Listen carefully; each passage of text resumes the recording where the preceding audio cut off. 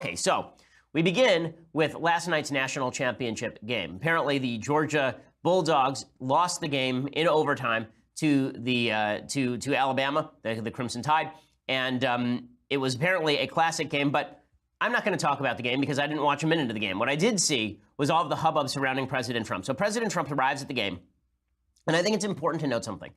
For all the media coverage, which is 95% negative about President Trump, for all of the hatred of President Trump among Democrats, for this widespread sentiment that President Trump is deeply unpopular and no one likes him, in places like Alabama, in places like Georgia, Trump is still a deeply popular figure. And that was in evidence last night at the Alabama-Georgia game, where, of course, fans of both teams were there, and both of those states are very red states.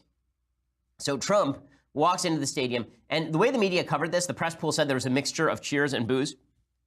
I don't see that. What I heard and what I saw from a number of different accounts that were posted was that it was almost entirely cheers with a few scattered boos mixed in.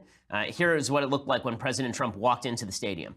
Rise and welcome members of the ROTC units from the University of Georgia and the University of Alabama, joined by our President, Donald J. Trump.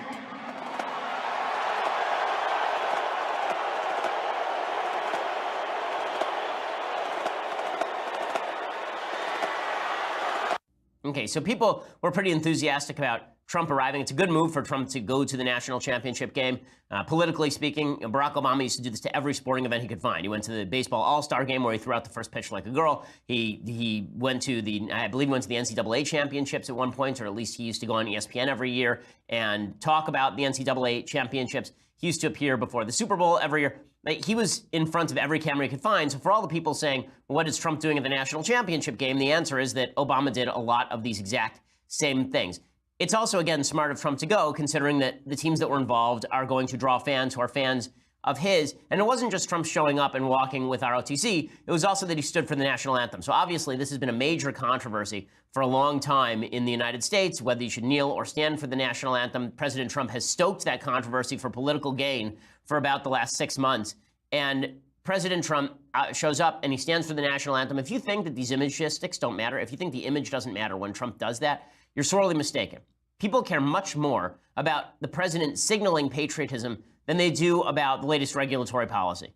It's one of the reasons Trump was elected president. One of the reasons that Trump was elected is because people perceived that Barack Obama was uncomfortable with the trappings of patriotism. Obama was the kind of guy who'd go abroad and talk about how all countries had their patriotism. He was a guy who originally, you recall, was ripped for not wearing a flag pin enough until he decided to reverse himself.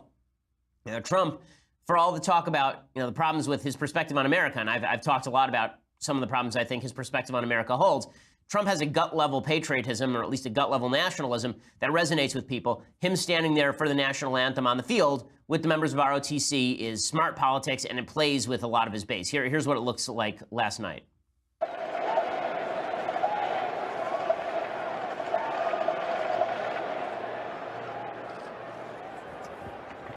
And there was that reminds me of another image of Trump. You remember there was an image where one of the members of his honor guard at the helicopter at the helicopter Air Force One, I'm not sure, I can't remember what they call it, and the guy's hat blew off. And you remember that Trump went and grabbed the guy's hat and put the guy's hat back on his head. There's a feeling that Trump at a root level likes the country. Right? That Trump at a root level doesn't feel scorn for the country.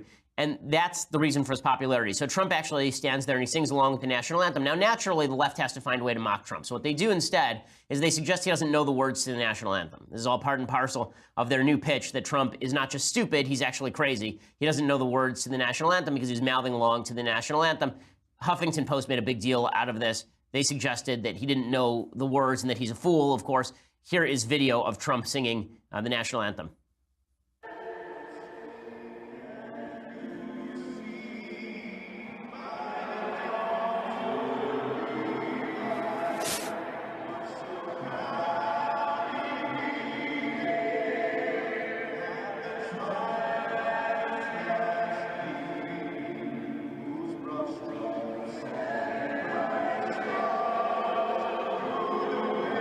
Okay, so this idea that Trump doesn't know the words is just silly. Obviously, he's singing the correct words. The reason that we showed a fair bit of that clip is because one of the things that's been happening is people are taking this out of context and they are suggesting that he is hearing the same music you are hearing. That's not the way that it works in arenas like this. He's hearing the echo of the music, right? He's actually hearing the music on the field, and you, the audience, are hearing the echo that is played through the loudspeakers. There's a little bit of a delay. I know this because I've spoken in enough big venues that very often when you say something, what the audience hears is actually being heard a second later, and that's what's happening here with Trump. Doesn't matter. The media is jumping on Trump, suggesting he didn't know the words to the anthem. That's absolutely asinine. Of course, Trump knows the words to the national anthem.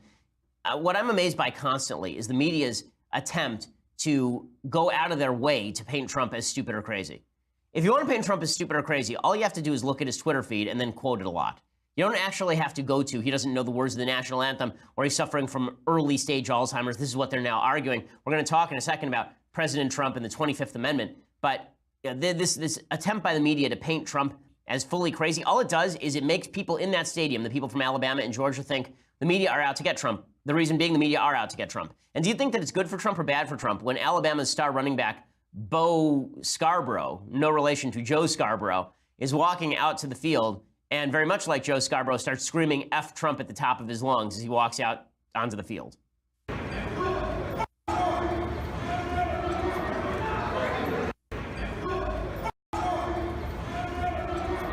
Right, so you can hear it sort of there. He shouts F Trump in the middle of walking out on the field while ESPN cameras are rolling.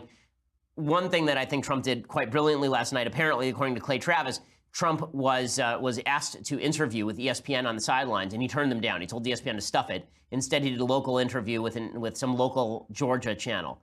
There's some local Georgia radio channel, and did the interview with them instead of doing the ESPN interview. This is where Trump's populism works, right? Where Trump's populism works is the feeling that he cares about blue-collar people, that he cares about people who have been traditionally ignored or degraded by the press. Trump does have a connection to these folks. He does. He has a feel of somebody who cares about people like the people in that stadium, and that's going to benefit him in the 2020 election. It's one of the reasons why Democrats would be fools to run anybody who has a white-collar feel as opposed to a blue-collar feel. Joe Biden would be a much better pick than, for example, Kirsten Gillibrand. Trump still has a solid connection with a lot of people who live in the Rust Belt as well as in the South. Well, in 1 second, I want to discuss with you the real media push here, which is that Team Trump is hiding the fact that Trump is legitimately crazy. We're going to show you the extent of the media bias because it truly is astonishing and demonstrative of just why Trump's base is not going to desert him in 2020.